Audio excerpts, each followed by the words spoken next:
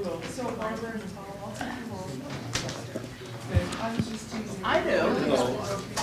I was wondering you saying, I was wondering, no, I was wondering why you were saying Dairy Queen. Dairy Queen.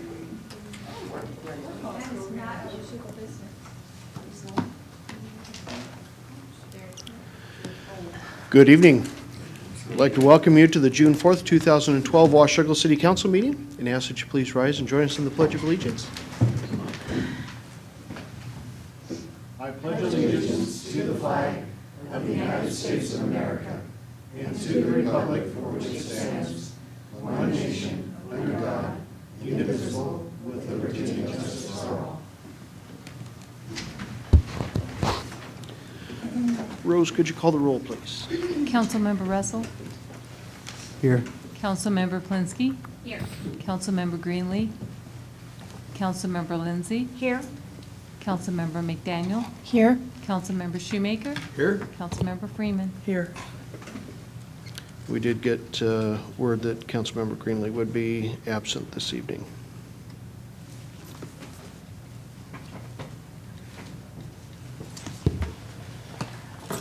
Are there, Mr. Mayor, make a motion to excuse Councilmember Greenlee. Second. I've got a motion and a second to excuse Councilmember Greenlee. All those in favor? Aye. Aye. Opposed? Motion carried. Are there any amendments to the agenda? Okay, hearing none, do we have any correspondence? No. At this point, I would invite any members of the public that wish to address council to step forward to the microphone.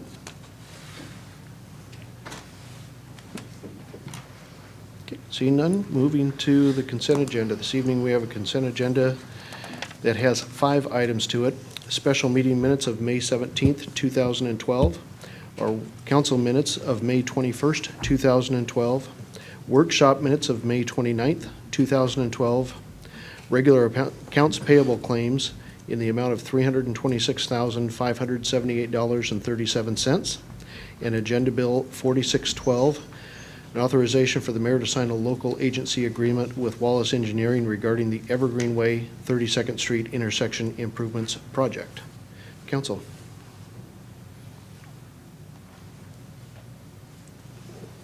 Dave?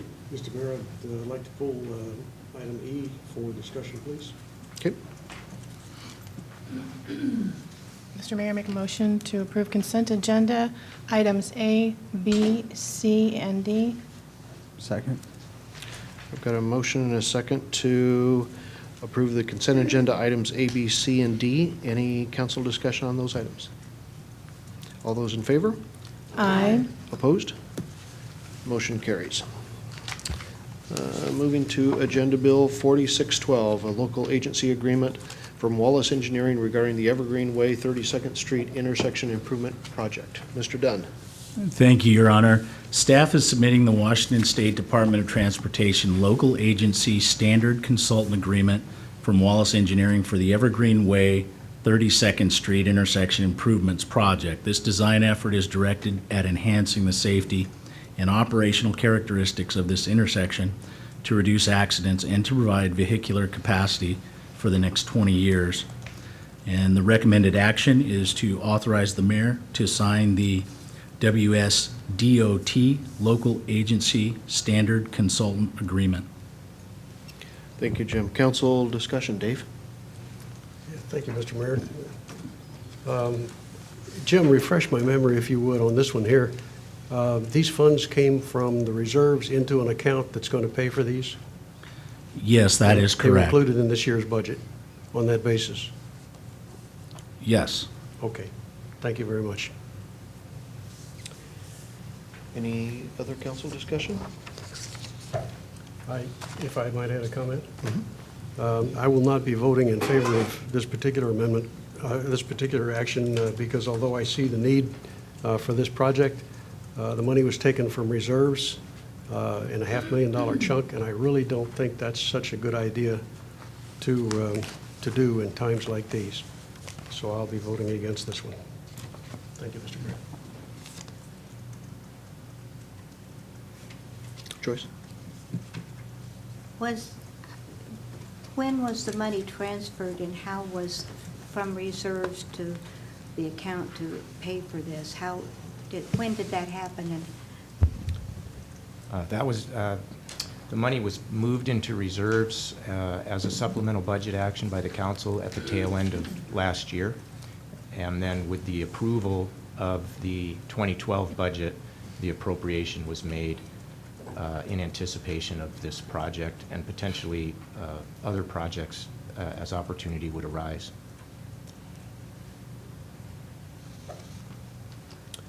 Any other council discussion, motions? Mr. Mayor, I move to authorize the mayor to sign WASDOT Local Agency Standard Consultant Agreements.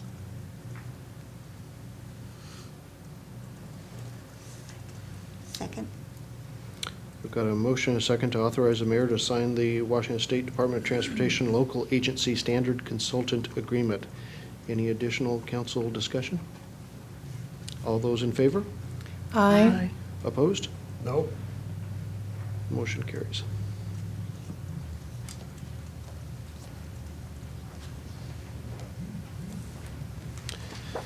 Going to Agenda Bill 4712, a resolution amending City Council Rules of Procedure, Sections 2.2, Special Meetings, Section 5, Consensus and Motions, and Section 8, Filling Council Vacancies. Mr. Scott. Thank you, Mr. Mayor. Council, before you tonight are some proposed revisions to your rules for the items that the mayor just mentioned. As you recall, we went over these in detail at our workshop last week. Just to clarify all of the information that you have, I wanted to walk through what's in the packet and a couple of the things that I emailed out at the end of last week and that were out on the table. What is attached to the resolution as the exhibit is exactly what was discussed at the last workshop, and that continues to be the staff recommendation. So everything that we reviewed last time is in there. In addition to that, there are 3 supplemental documents, 2 of which I emailed to you at the end of last week, and I'll explain those in just a moment, and one of which was placed in the Dropbox just late this afternoon, and which you see on the screen now. This is a replacement of Section 2.2. And if you go about halfway down that first paragraph, you see stricken language that says the city's clerk shall give at least 24 hours notice, and then it goes on. And immediately after it, there's underlined language that says public notice shall be as provided in RCW, and it gives the section. Just this afternoon, MRSC actually sent out an alert email that was a reminder to all of us that this past session, the legislature made a small change to the Open Public Meetings Act regarding notice for special meetings. It goes into effect on June 7th, and so their email was very timely in reminding all of us about this little change. Basically what it does is it adds a requirement for notice to be made to the public beyond the requirement to notify the press. Before, all we had to do was notify the press, and the press could do with it whatever they wanted. It was our practice to go beyond that. Of course, we put it on our website, and we put it on the door and all those types of things that we would normally do. So this has no impact on us, but I thought it would be healthy to make sure we're in compliance with the new statutory requirements in the language of your rules. And instead of reciting everything that's in the statute in your rules, I just am citing the statute. And so we will, and if it ever changes, then we'll be up to date. So we will always do whatever we have to do under the statute in terms of the notice. But the public can know that even though we've always done it, now the statute requires it, that it be more than just a notice and heads up to the paper, that we have to put it on our website and post it on the door and all the other stuff that we do. So that's what this piece is, and so if you could please insert this, and the staff recommendation is what's in your packet as adjusted by this. One other very minor thing, in section 7.1, and I don't have this in writing, but you'll recall last week Councilmember McDaniel raised a question about cell phones, and at the very end of that section there's just a sentence that says cell phones are prohibited. If you would please consider the staff recommendation that's before you to have stricken that last sentence. What we discussed last time is would there be different language, and after thinking about that, I just forgot to put it in this, but There's plenty of authority in these rules for the mayor to keep order at a meeting, and if someone in the audience or otherwise is disrupting the meeting with anything, whether it's a cell phone or any other device, we have the ability to deal with that without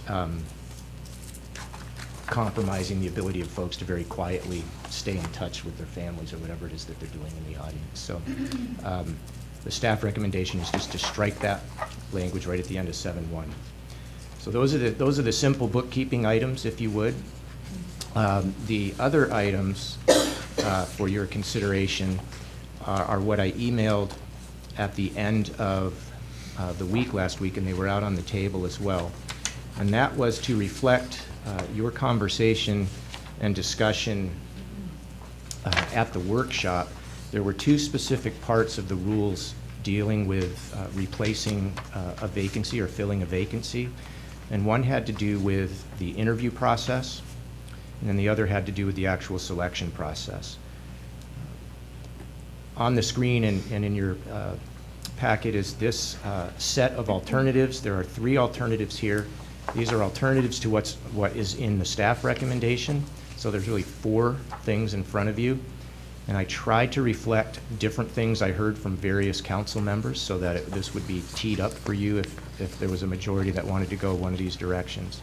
What's in your packet, as a reminder, is language that allows the council, by their option, it's not a standing limitation, but by your option, you can have, if there are more than 6 candidates who qualify and meet the deadlines and all of that, if you choose, you could choose to limit it to 6.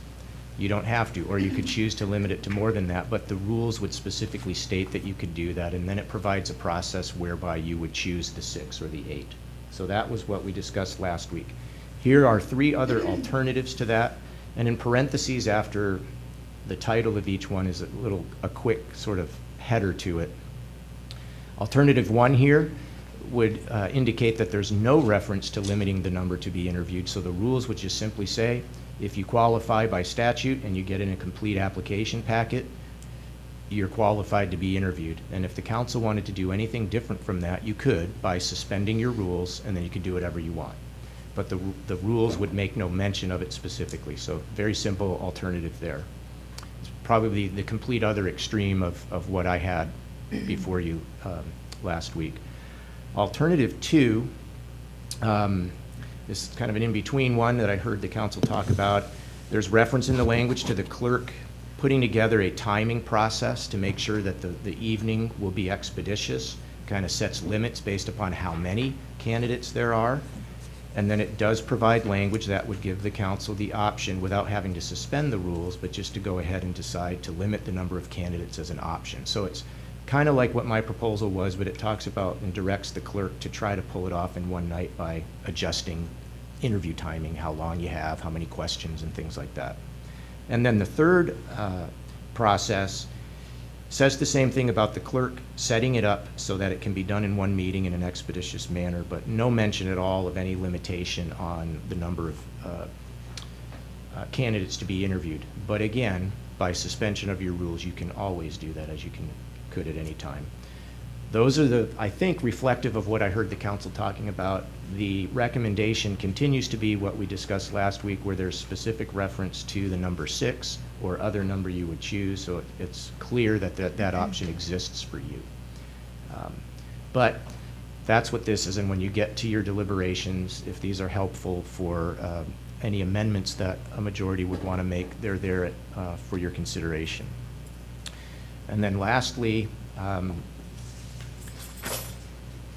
can press the right thing.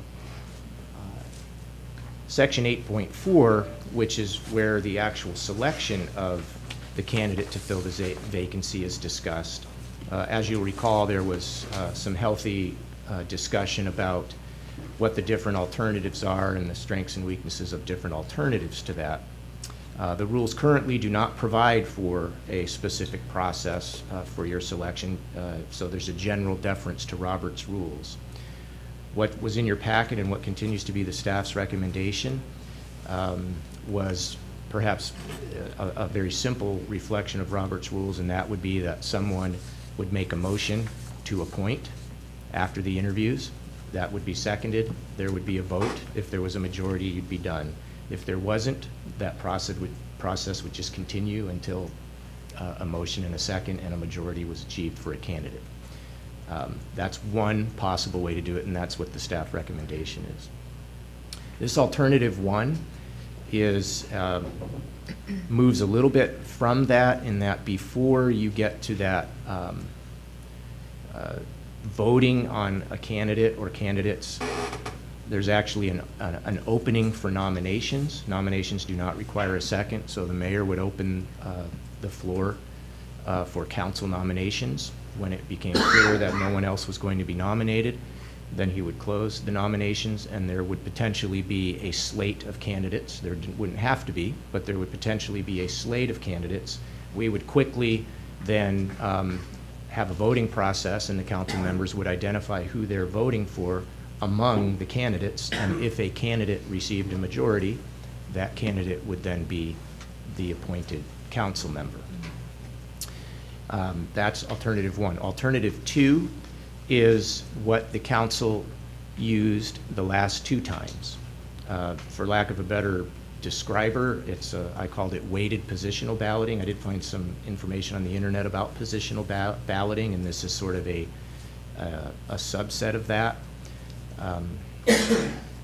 In this process, all of the interviewed candidates would be placed on a ballot, if you would, and each council member would identify their number one and their number two choice. You would not have to identify a number two choice. You could identify only a number one choice. If a candidate who was number one would get 10 points and number two would get 5, we'd total it up, and then the top two candidates move on. There's language in here about what to do if there's some ties and all of that, and to break those ties, a lot of details, but it's just to get it so that ultimately there's two top candidates. Those two candidates can be interviewed again with an additional question or questions, which is what happened last time. And then there's a simple balloting process between those top two candidates, not a weighted scoring at that point. This is what you did last time, and then if one of those two gets a majority, they would be the appointed person. So all of that language there is to put exactly in place what happened the last two times. And then the last alternative was also mentioned last week, and this is instant runoff. And so I researched that and put together a paragraph of language that expresses the procedure for doing the instant runoff. It is used in a variety of contexts in various places throughout the world. And without going into all the details of that, it's sort of a ranking process, and you move sort of from cycle to cycle until you have a winner. And with a small number of voting members, like on a council, there are some nuances and complexities that could arise where there's different ties that would happen, and we would have to figure those out if it did happen. But again, the staff's recommendation continues to be what was originally in your packet from last Monday, that it's a motion and second and voting process that iterates until there's a majority. Everything else in the proposed rules was pretty straightforward, just some cleanup items that we discussed last week. And so the recommended action tonight is for you to read the resolution by title only, and then upon that to pass and post the resolution in the usual manner. And again, it's the staff recommendation that what we looked at Monday is what you would do with the two cleanup housekeeping changes that I discussed briefly. I anticipate discussion about these two topics around limiting the number of interviewees and exactly which selection process to use. Thank you, Dave. Council? Could I ask unanimous consent to read, is this an ordinance? Resolution. Resolution by title only? Hearing no objection, so ordered. Your resolution amending the City Council Rules of Procedure. Mr. Mayor, I also ask that we post this resolution in the usual manner. Motion? Yes. Second. I've got a motion and a second to pass and post the resolution in the usual manner. Council discussion? Dave? I regret that I still don't see the reason for doing this, but I could live with it if we would add three things. The first one is that we advertise the vacancies for a minimum of 3 weeks. I'm trying to remember the year. I believe it was 2009. We advertised a vacancy for somewhere between 3 and 5 days, then closed it out, went straight to resolving the issue. I would not like to see that happen again. I'd like to see a chance for everybody to find out about these things. People who are interested to think about it, apply, have the time to put together a good application packet, because upon that application packet, the decision will be made. And I'd like to see you have a chance to do that. Second one is that if we're going to limit candidates, I don't think we should do that except by vote with the entire council present. If you haven't got the entire council present, put it off until next time. Too many chances for hanky-panky to go on there if you don't have the full council here. Lastly, I'd like to see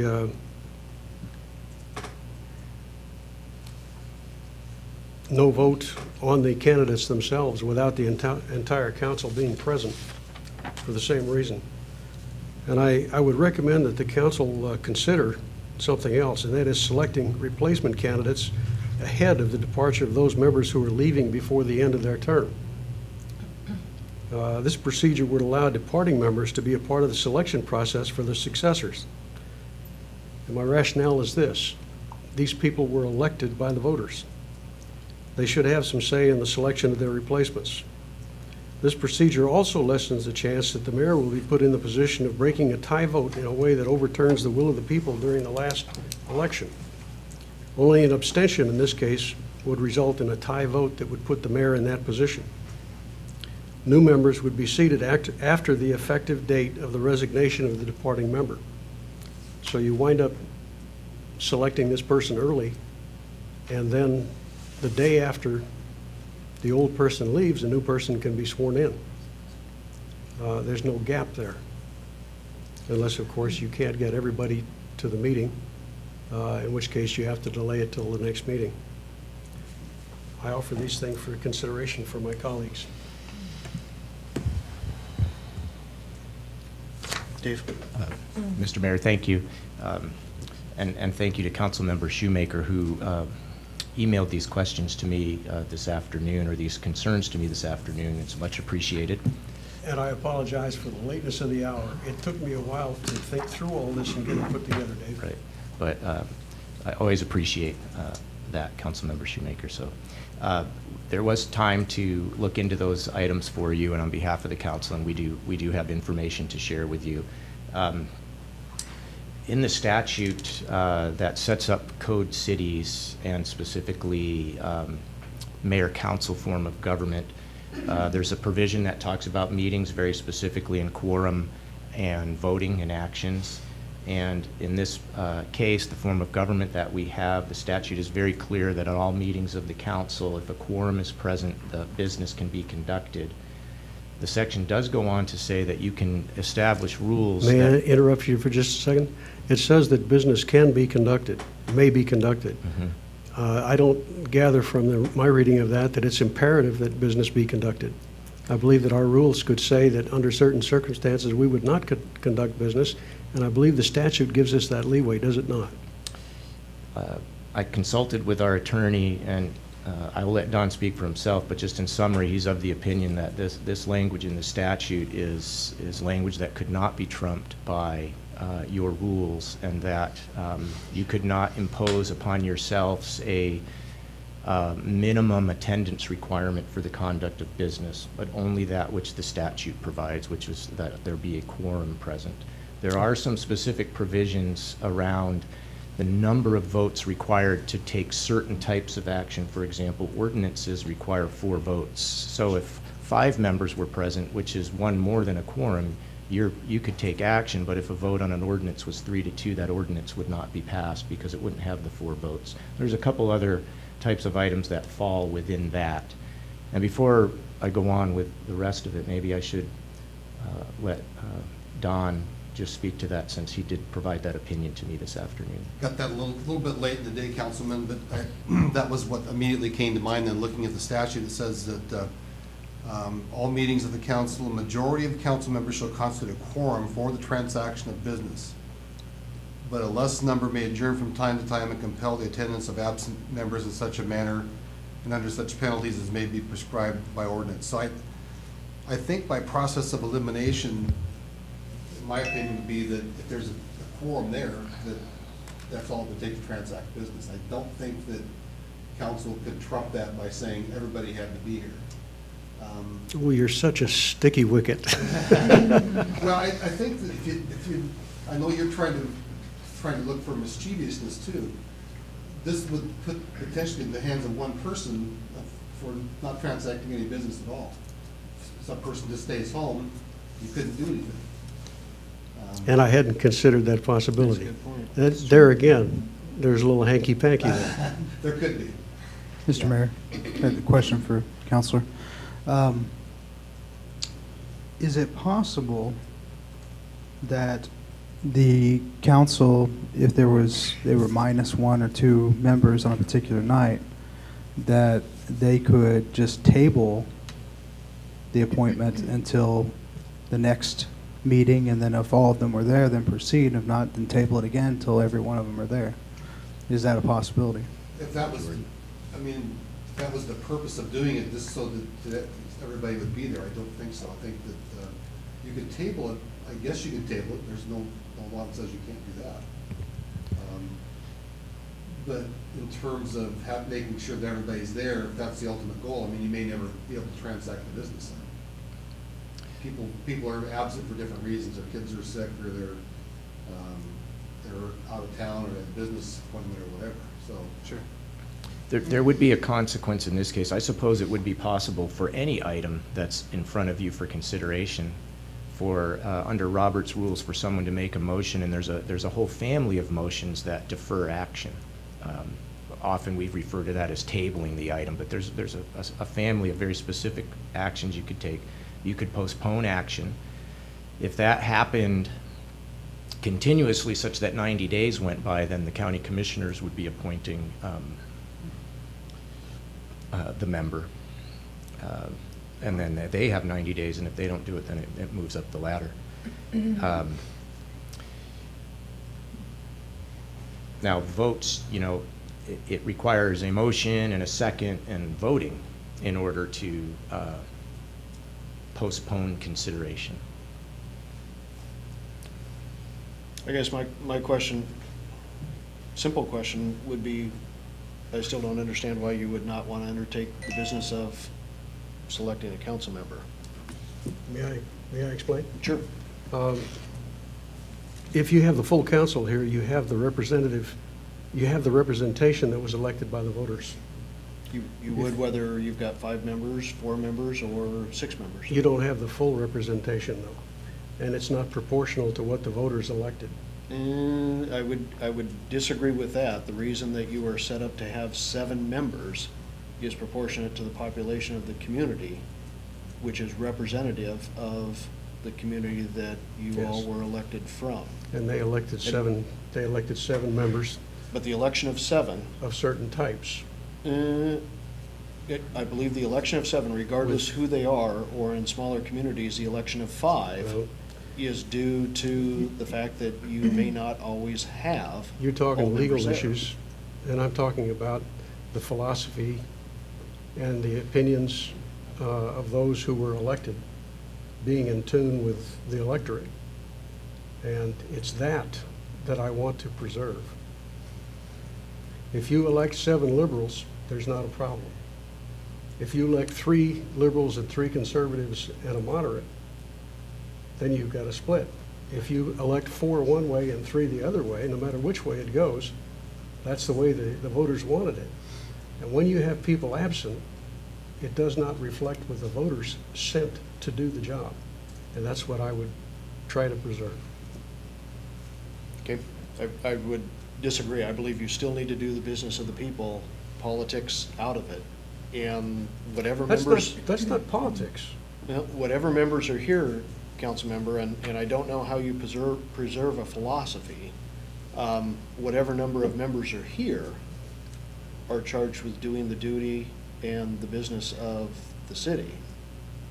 I would think you would all make as best a choice as you could for the community at large, which is what Well, I you're think charged to be at doing. this point, it's a moot point. Is it not done? Well, Not if you can legally table it. I don't know any reason why you couldn't, and I would agree with entertain that. motions to table, and if you're We've gonna never had table and any- table and table. Any litmus test on why you would postpone something. Yeah. You know, you may think I don't think someone's you gonna be could. here at the next meeting, but maybe someone else may be gone, so I mean, it's. I don't ever remember seeing this council do that in order to keep the issue from being voted on. I think you've brought up the issue, and I think Councilmember Russell has continued the issue to find if there are ways for that to happen. I don't think it's out of the realm that the That wasn't my suggestion is that intent. that My may be intent there. was to get not the requisite number of people, that's the quorum, but to get the maximum number of people, the elected representatives here to vote on it. But, okay, so there are other ways to handle it through Robert's Rules of Order if people are so inclined. Frankly, I'm not so inclined. But my other two recommendations about council vacancies being advertised for 3 weeks and considering replacing candidates ahead of the departure of those who resign, I think those two are worthy of consideration by the council. I don't Can see I- any problem with the 3 weeks. The other one, I Yes, don't- please. Thank Don, you, I Mayor. don't believe we can select somebody before there's a vacancy. Correct. The statute's very clear that the remaining members are to appoint, and in fact, this question has come up in the past, as you can imagine. It's a question that would arise in my mind. When do you do it, depending upon the type of vacancy? Sometimes you know in advance because of an election to some other office, and someone's sitting in the chair, and you know that they're about to be sworn in into some other office. You have a vacancy coming up, or there's a resignation, like in this case. Other times it's sudden. The statute's very clear that the remaining. So that question was posed to MRSC, and they have in their information a very pointed answer that says that the council cannot appoint until after the vacancy exists, and the vacancy doesn't exist until the member has vacated the seat. And they cite an AG's opinion from 1978 that's precisely on point to the question about the timing of all of that and the participation of the outgoing member. And is there a difference in terminology between appointment and selection? No, pardon me, I'm just kind of interchanging those terms. Because what I'm proposing is to select the replacement for appointment upon the vacancy. I Sounds don't like a know, final action. I don't know if the council took an action with the outgoing member present that was to select someone. I don't know that it would mean anything, because it's not, the statute says that you appoint someone. So it would only serve as a symbolic statement of the majority of that group of folks. There's nothing to prevent you from doing something like that, but it would have no weight or bearing on the appointment. As soon as the vacancy existed, then the actual and formal consideration of the remaining members, the 6 members, would be what would have standing in terms of an appointment. In that case, I withdraw my recommendation, and I submit to the power of the state unwillingly. Right. I think your 3 weeks' notice has merit, though. I think it does. Some substantial notice in there. I agree. And it'd be easy for us to put that. That's why I pulled up 8.2, application procedure. It says the proposed language is that the clerk shall determine the application timeframe, and we can just simply say, in parentheses, minimum 3 weeks. And that would be easy for us to do, if that's the desire of the council. It works for me, and I submit myself to the judgment of my colleagues. Joyce? Well, I wanted to comment on that. I think the longer time frame is important for to get the information out there. I was thinking it was inconsistent to have the longer time frame and still to have the full council in our circumstance that we are now, to have the council be able to vote on the vacancy. But I do agree with the longer time frame so that everybody knows. Not to worry, that one has already been shot down.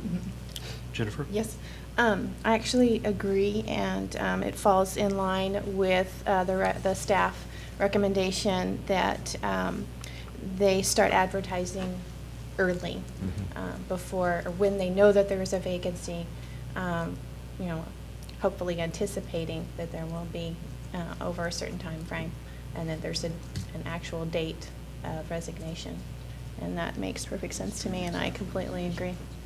So is 3 weeks, are you making a motion for an amendment? I was going to ask Dave, do you want to make a motion for amendment to 8.2 for a minimum 3-week notice? Yes, to add in parentheses, minimum 3 weeks. I second. I second. I've got a motion and a second to add an amendment to Section 8.2 application procedure to ensure a minimum 3-week notice period. Council discussion? When would the notice start?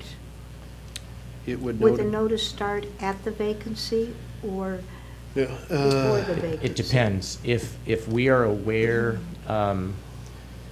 of the vacancy ahead of time, then we can start it. So, for example, we intend to start tomorrow. The clerk, when this assuming that this resolution passes, the clerk will be directed to determine an application time frame, interview date, and all of that. And we will ensure it's 3 weeks minimum. We want to get started, so we would do it tomorrow. So if we have a 3 weeks minimum, that puts us, then we review the applications, and the interview process would take place after that. After the 3 weeks. Because last week you talked about a July 2nd appointment. That isn't possible, is it, with what we're with this proposing one. tonight? It would be possible, but it would be close, and so if you would like me to talk about the proposed schedule, which is more of a heads up for you, I can do that now while you're considering the motion, or I could wait. But the implication of it in this case would be, assuming we get it out tomorrow, and that is our intent, 3 weeks would be the 12th, the 19th, the 26th. So on June 26th, it would close at the end of the day. And then we would package it up for you on the 27th and get those to you as quickly as we can. We do the press release so that all the names would be out. All of the application packets are public record.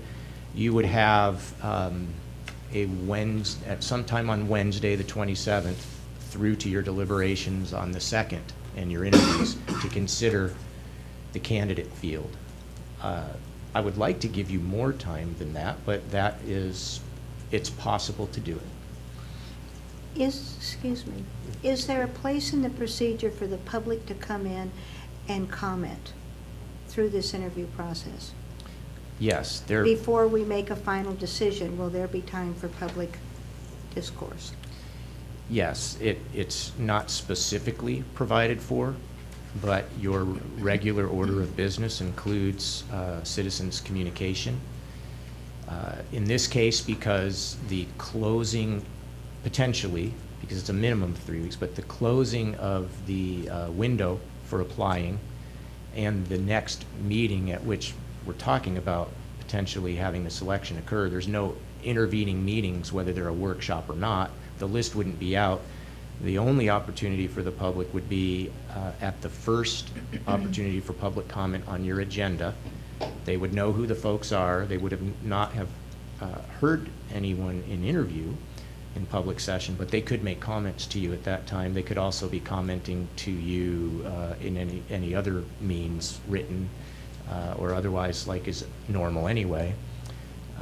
If there's more time between the closing of the application window And then your consideration, there might be multiple meetings, a workshop, and then the very night of the meeting potentially where they would have that opportunity. If that is sufficient in the council's judgment for that type of discourse, your regular order of business provides for it. If you think there should be something more than that, the rules would have to provide somehow for that specifically. Having not been through the process, I'm not sure, but I do think that the public should have an opportunity to respond to the applicants. Mr. Mayor, I actually would disagree. The public does have public comment at the beginning of the meeting. I think if you allow public comment during the process of electing this replacement counselor, what you're going to end up with is a stream of cheerleading for one candidate or the other, which you're really not going to get an objective viewpoint on the candidates that you're considering. So if people do have comments, I would say that they would need to do that during public comment prior to the meeting, because they would have had a chance to look through the packets as well prior. And unless council saw fit to change your own rules in regards to the agenda and the flow of the meeting, that is the only time that I would entertain or allow comments prior to any of your own actions, deliberations, or that type of thing. This election is not a public hearing, so it doesn't provide for time during that portion itself for folks to approach the microphones. Dave? A question, is there a legal requirement to have the resignation in hand before you advertise?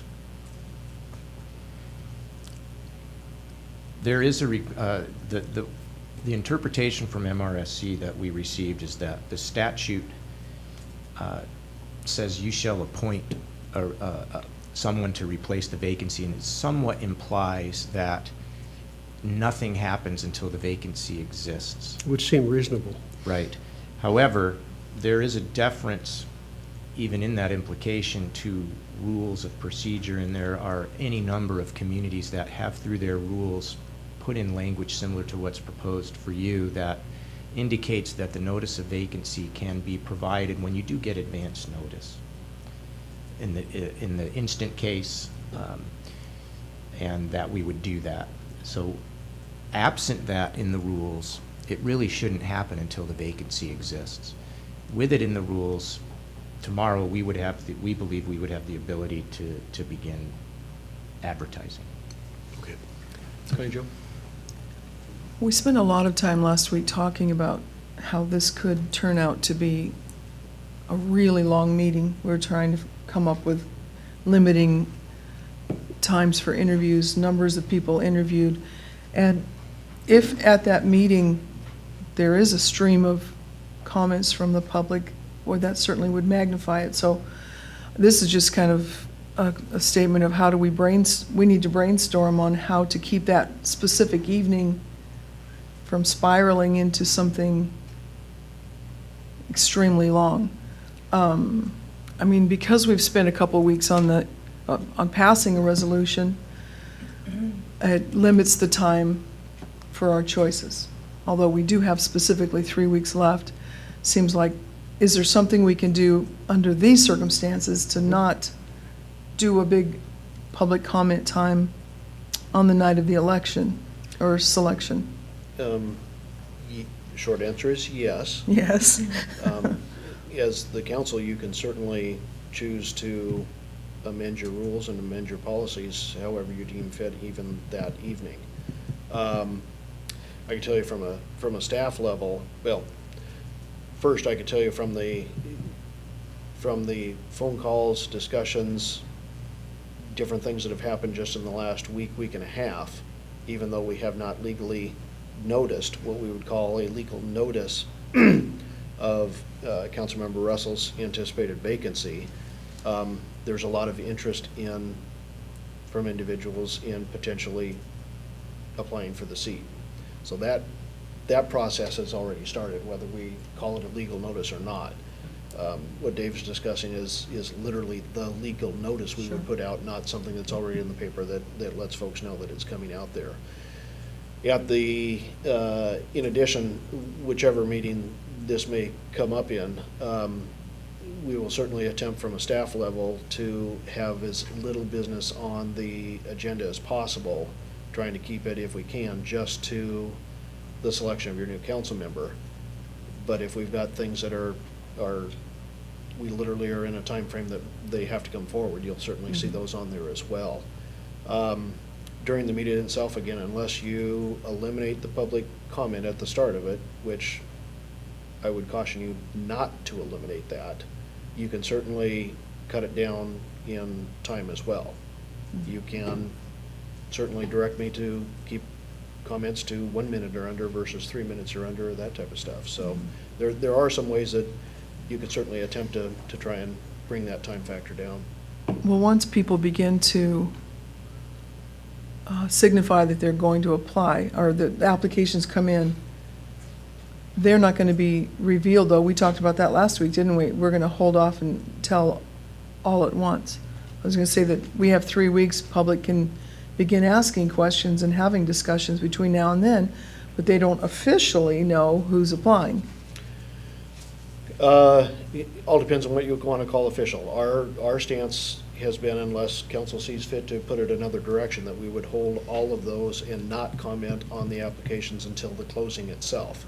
If you wish us to do something different, we certainly will. That doesn't preclude anyone from announcing that they have made themselves an applicant for the position, which, quite frankly, I would consider that official. It's about as official as you can get, other than us publicizing and publishing a list that says these are the individuals who have applied and the applications are complete. So. So we're trying to figure a way to allow them to discuss it, but not on the night of. I think you're fine regardless. Really? The comments of the public are the comments of the public, and certainly they should weigh. And I'm in- just in an thinking of appropriate time. way. It's not that, of course, I want them to have opportunity. There are some things that we're never going to get done in a very quick manner, which is okay. As I said at the last meeting, you're certainly, 6 of you are going to be asked to undertake what we typically ask 6,000 residents to do, and that's to select another council member. So if I was in your position, it wouldn't matter to me if the meeting went until midnight, 1 o'clock in the morning. I'd be okay with that. No, I agree. And just to Just clarify. processing. Just to clarify, the rules provide in 7.2, which is up on the screen, right now you have a 3-minute limitation or other limitations as the chair or council. So the mayor has the prerogative to go up or down on that 3, and the council has the prerogative to go up or down on the 3, or any other things. So you have the ability at the start of the meeting, or even in the flow, in the moment of the meeting as it's undertaken, to pre-impose constraints on the exercise of the public comments, as is appropriate.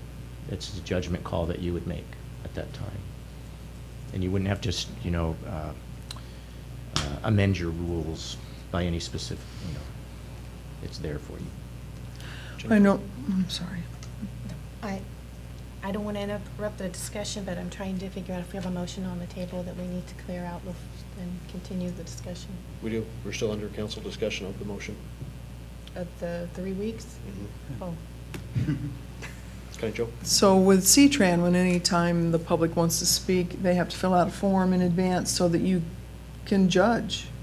Is there something we can implement so we'll know in advance who wants to speak and go off of that list? We certainly can. Might for help that. us know we can have 3 minutes each, because there's only 2 of you, or there's 20 of you, and we're going to have 30 seconds, whatever the case may be. Yeah, we certainly can if the council sees fit to impose that for that meeting. Currently, your rules provide for individuals from the public not having to register and not having to register in advance to make comment or anything like that, but that we would give deference and priority to those who have potentially filled out a card. So you certainly can. It would need a change to, if we wanted to require that, we would need a change to your policies. Dave? Have you not in the past limited the number of people who could speak grouped the number of people who could speak and that sort of thing. Mhm. This seems to me to be within the prerogatives of the chair. And I admired the way you handled that. As long as we have a chair who understands those things, I see no reason to burden the rules with all kinds of provisions. Yeah, to me, this one's a little bit different. It's not quite the same as if you as a council are being asked to deliberate and take a stance one way or the other on an issue. You're being asked to take a stance one way or the other on some indeterminate number of applicants for a position. And I don't know if I'd want to ask the public to create that cheerleading squad, if you would, that somebody's speaking on behalf of for a candidate, but we could certainly do that. And I would also chime in there, Mr. Mayor, that you know, I don't think you want to go down that road, and if you did, as far as if you're going to limit the amount of time that the public has to speak, you can just do that. Just make a motion and someone seconds it and it's done. I mean, there doesn't need to be a list or any way to corral people into one category or the other. Joyce? When and how will the public be notified who the applicants are? Because we're on a pretty tight frame as I see it, and that our newspaper will not be out before our meeting. I mean, we'll have the applicants, that there won't be a public place to put the information. There will. We'll certainly, if the date is the 26th, we'll certainly at the close of business on the 26th have that announcement ready to go. It'll also go up on the website at the same time. You'll probably hate to hear this, but the Post-Record is not our newspaper of record. Our newspaper of record is the Columbian, because it is a daily newspaper. Okay. We have to, I believe even by state law, we have to use them unless there is no other alternative in the available market, so. Excuse me. Excuse me, Don. No, I know, it's one of those things that just gets us every once in a while, and this is one of those where it's kind of like, however, we do have, this is one of those, in addition, and it gets into the nitty-gritty details of it. The Columbian is our newspaper of record, but in this case, in a notice and a press release as such would go out, we're required to send to all media who have asked to be on the list. So it will go out to, it's a substantial list that it goes out to, so. And usually too, if there's an immediate story, that I've noticed that the Post-Record puts it up on their website immediately if it's something that's of urgency. So maybe we could talk to them about doing that. Okay, so we're still on the motion of the amendment to add a minimum 3-week notice to section 8.2. Are there other council comments, questions in regard to that topic? Okay, I've got a motion and a second. All those in favor? Aye. Opposed? Motion carries. Mr. Mayor, I would like to ask the council to accept alternative 1 in section 8.3. You'd like to ask, or you'd like to make that a motion? Make that a motion.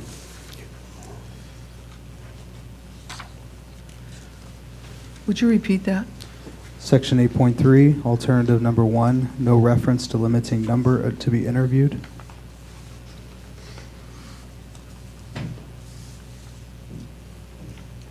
I've got a motion. Is there any second? Second? I've got a motion and a second to adopt section 8.3, alternative 1, no reference to limiting number to be interviewed. Council discussion? All those in favor? Aye. Aye. Opposed? No? Motion carries. So alternative 1 is now takes care of section 8.3.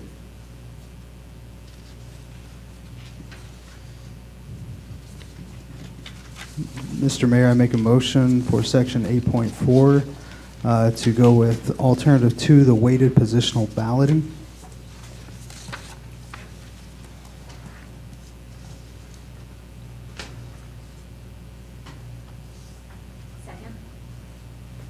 Second.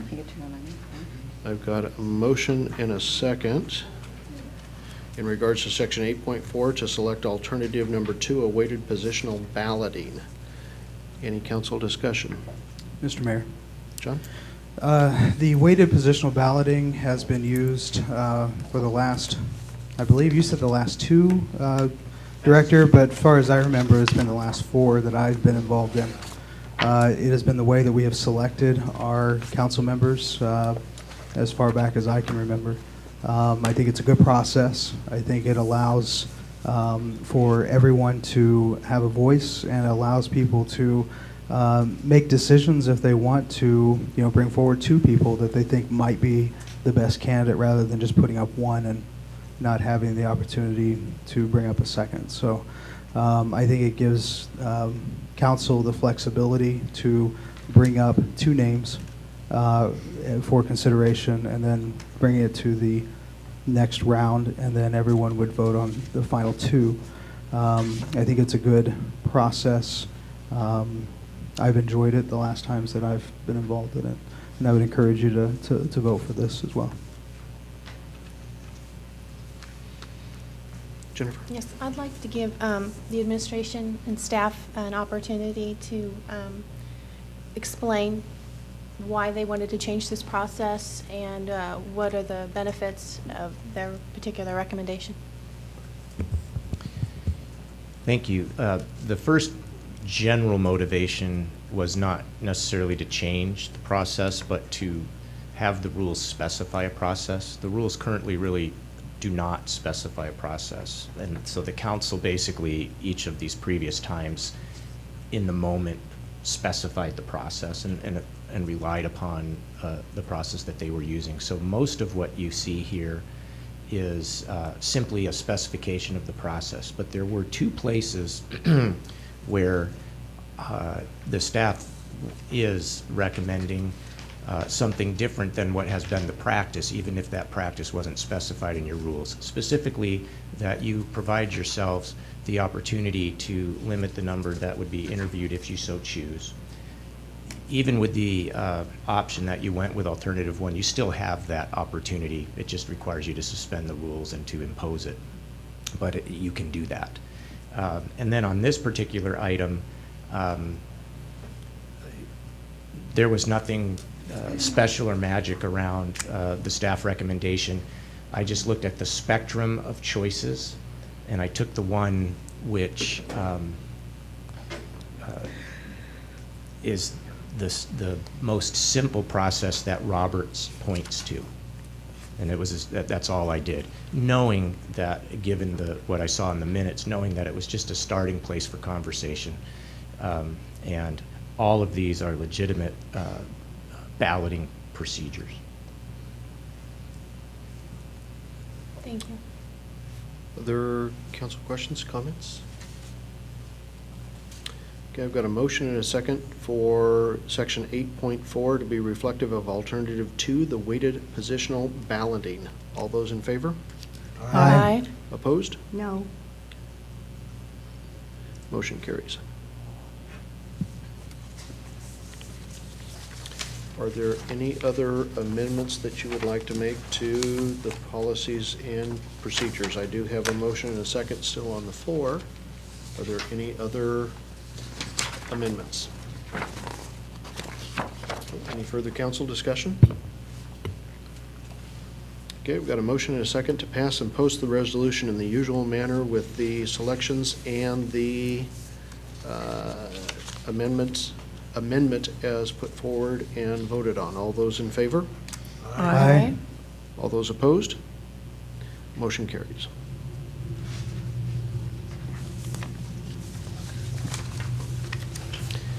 Okay, and that brings us to the second opportunity in the meeting for any members of the public that would like to address council. Tom? It occurs to me that there might not be a problem if you list the candidates at the beginning of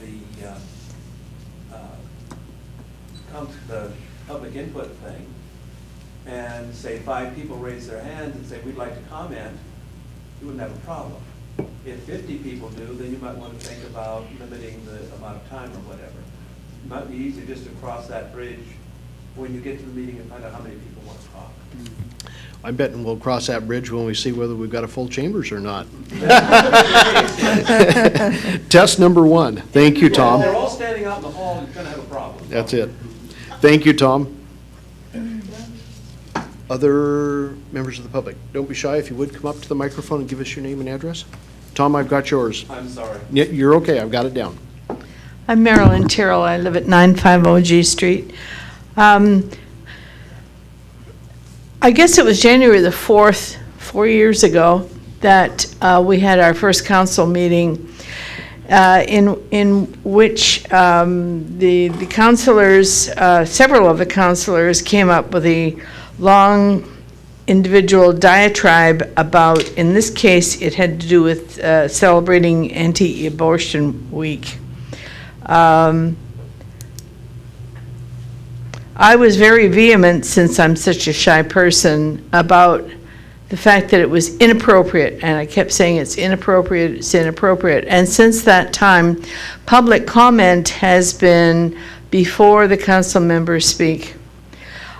I don't think the Vancouver City Council is the most, wonderful place in the world, but they do allow public comment at the end of the city council meeting, and I would like to see that return to its position, its former position on the agenda.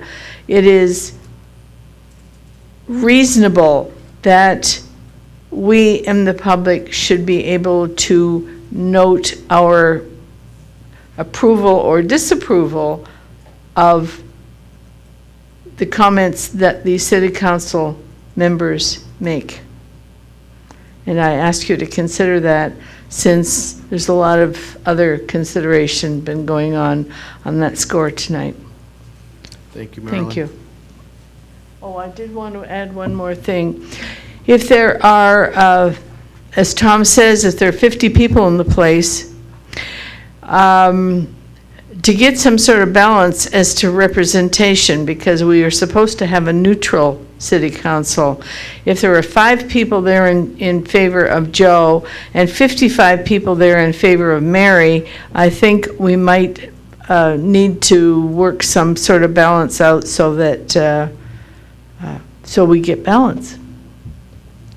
Thank you, Marilyn.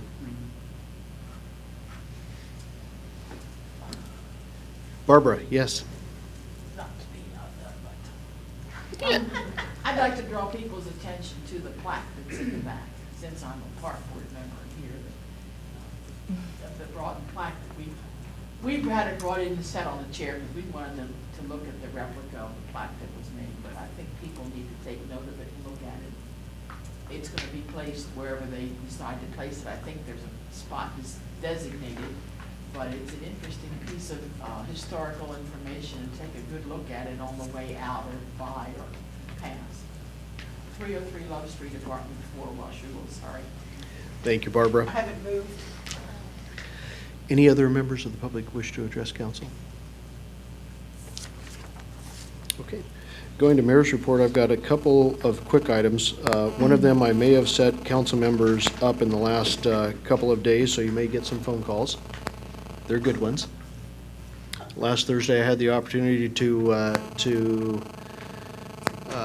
go to Hathaway Elementary School in the evening and do a reading period for the kids, which was a lot of fun. We had some members of the fire department that were there as well. We had some business folks who they had invited in as well. So they're looking to try and grow that next year. I mentioned to them that it probably wouldn't be a bad idea to try and invite a council member or two to take part in that. The kids had an absolute ball with it, having these folks come in and read to them. So took I think a whole 15 minutes, even as I tried to draw out the book that I was given and make it a little bit longer, and it was still 15 minutes in and out and gone. Today, I was asked to come in and talk to probably about 60 second graders in regards to the mayor's position, the roles, all those types of things. It was a little bit longer. It was probably a good 45 minutes that I was there. They literally brought 3 classrooms in. And I tell you what, these kids wanted to know everything. But they also wanted to know about how the mayor goes about deciding what rules and what laws we have in the city. And so my discussion with them on that one was that I actually don't get to. And they thought that was really bad. But I mentioned to them that they might want to next year plan a little bit earlier because they were all very much wanting me to know that there were only 9 days left in school this year. But the next year, they might want to also invite a council member along to talk to the folks that actually do set the rules. So somewhere along the way, somebody might get tapped. If you do, I would hope that you would take it on because it was absolutely delightful, and to see those 60 little faces there today was just, it was neat. They were interested. That's what was just boggling. I know last year I was asked to come talk to them about taxes. That really boggled me that at that age that they would even want to know about that, let alone know that it was there. Just wanted to offer to you, if you want to see 60 little faces, you can hop on my school bus with me. Yeah, but there's no talking allowed on the school buses, is there? Oh, yeah, there's talking. And then we have 60 little middle schoolers too, so either one. It was kind of interesting. There was one of the second grade teachers came in, and as the kids were all assembling, they had to bring them in class by class and do all this stuff. So as you can imagine, they've just been outside for recess. They're just seeing their friends again, and da-da-da. And one of the teachers got up who had been a kindergarten teacher until this year. And she started in with a song that all the kids knew, so you didn't have 50 other conversations going on. And she was leading them in this little quiet song, and they all, well, that was a pretty cool little Yeah. mark. So you could pick out the kindergarten teacher without a problem. The last item I have for you is in regards to July 4th, but not in regards to the July 4th celebration. I had, this last week, we started another little initiative in order to try and get some additional American flags flying in our community. I know this is an issue that Councilman Shoemaker brought up last year. Going around before the services and after the services for Memorial Day, it's always been one of those things that is disheartening to me to see less and less flags every single year, it seems like. So I've set out on a quest to try and see if we can't place an additional 500 flags in Washougal and or in Camas if we have to go that far on June 30th ahead of the July 4th holiday. We have Valley Forge Flag Company out of South Carolina has come on board to assist in the effort. They're all American-made flags. We have a bunch of Boy Scouts in addition to some community folks who have volunteered to go out and help actually deliver and install them so that they're up and going. The cost of them, folks can get in touch with me through email, the cost of them is $10 a kit. The actual cost they're going through, Valley Forge is going through Glory Day trophies over in Camas. In order to get them here, they've got to work through a dealer. So we arranged with them to be the most local one that we could put that arrangement through. Cost is going to be, by the time we get them in our hands, a little bit over $10, and my wife and I are donating the difference in there so that it's just a nice even $10 amount for folks. And we also have, Annie and I had announced that we would purchase flags for anybody who, due to their economic circumstances, weren't in a position to be able to afford one but still wanted to fly one, that we would take care of those. Since the initial information went out last week, I've already got, I believe, offers from at least 8 different people to purchase flags on behalf of folks as well who can't afford them. So the deadline for ordering is June 22nd. As long as I know, by June 22nd, the flags will be in hand by the 29th, and we'll have a number of folks that are going out throughout the community on the 30th to install those, put them up, and take care of them for folks. So Did you say what size they were? they're a 3x5. They're just a standard 3x5 kit. Those are all the items I have. Council comments. Connie Jo? I just noticed that June 14th is Flag Day. Do we do anything around the city for that? We haven't. The only thing that really happens in the city other than, well, the only thing that I know of that happens in the city are the VFW and the American Legion that put up the flags along Main Street and up to the overpass itself. Vancouver, the National Historic Trust has a Flag Day ceremony that they invite all of the cities to, which is in the afternoon, I believe, starts at 3:30 this year.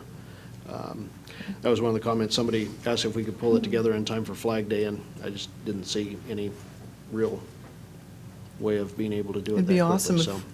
in the future, we could put them up on Flag Day? Could they stay up until the 4th of July? Only if we illuminate them all. That's right, laws, rules. There are. Can I share something that went on this week? Absolutely. If I could come up with the exact name, Jennifer and I attended a meeting, the Washougal CC Washougal Community Coalition meeting. Coalition. I had Washougal Community, and I could not come up with coalition to save me.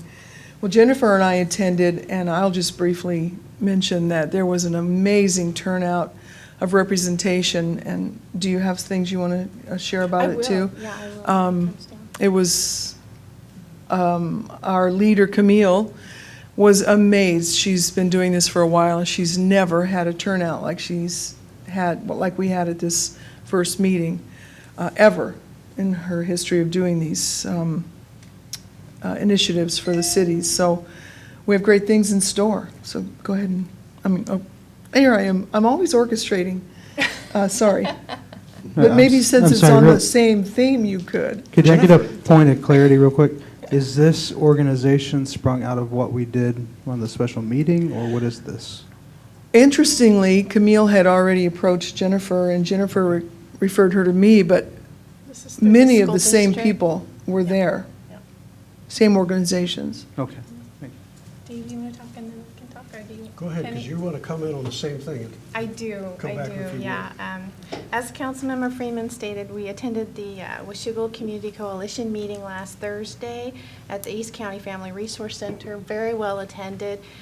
We even had a couple of representatives from our police force and sheriff's office and a prevent person from that particular organization. We had quite a few counselors and teachers and people in administration. Our superintendent was there as well, 2 council members. The liquor enforcement. Yes, the Two guys. liquor board, two gentlemen from the liquor board.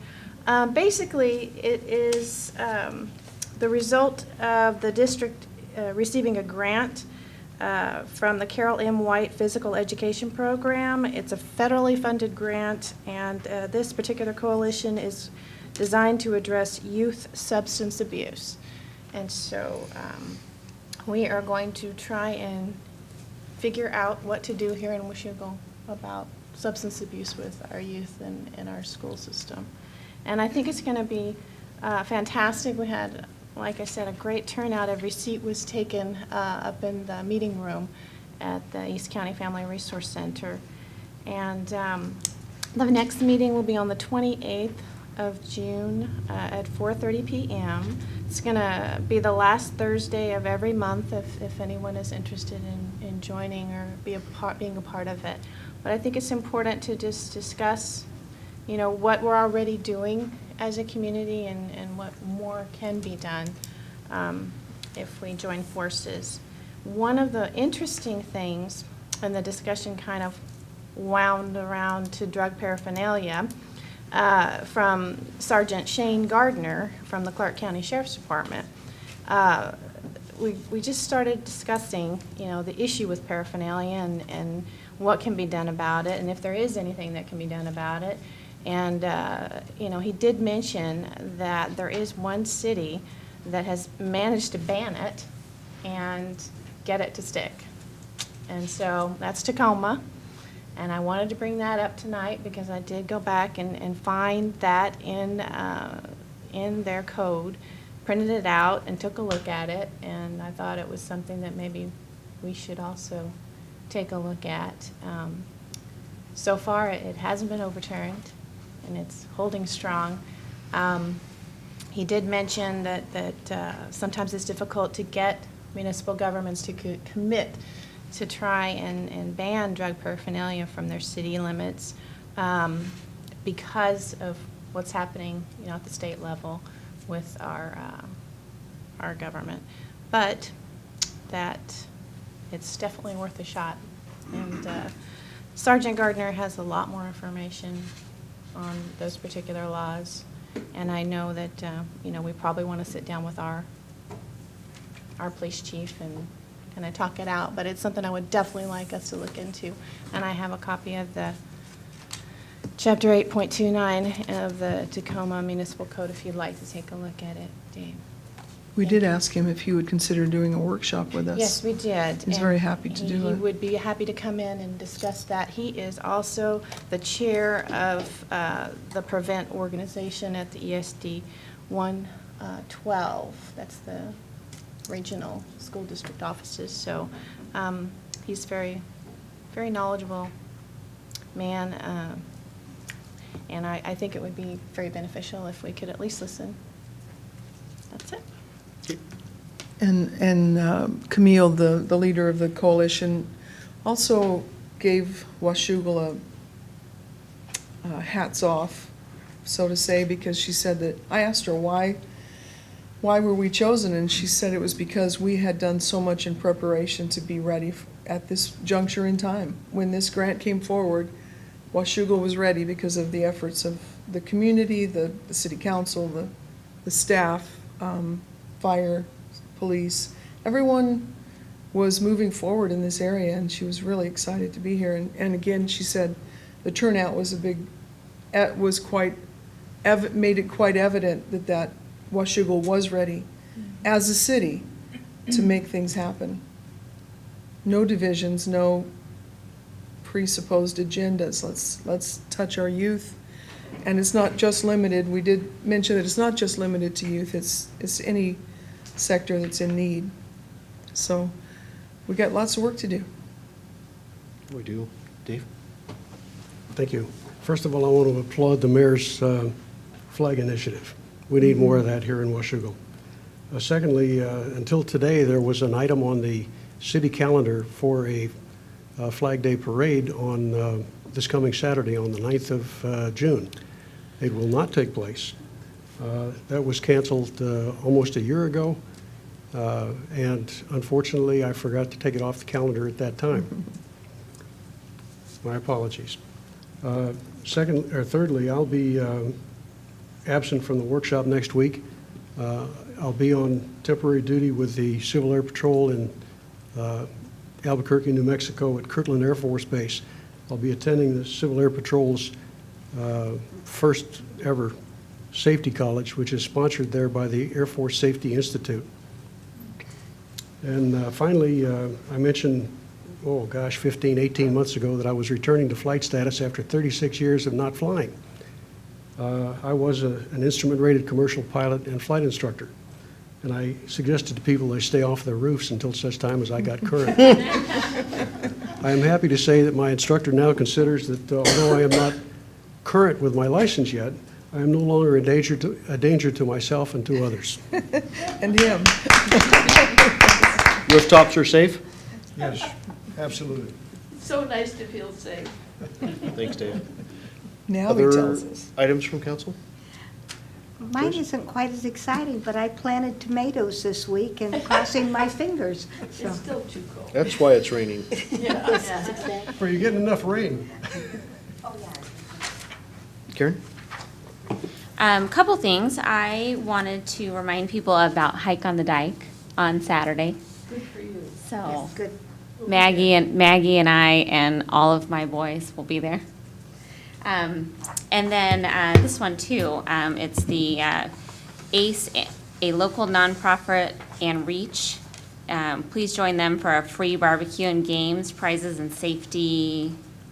It's down at Hamlick Park on Addie Street. And they're going to be signing up neighborhood homeowners the day of the event for free installation of smoke detectors and carbon monoxide monitors that live on and near Addie Street. So that's, both of them are at the same time. So 11 to 2 on Saturday.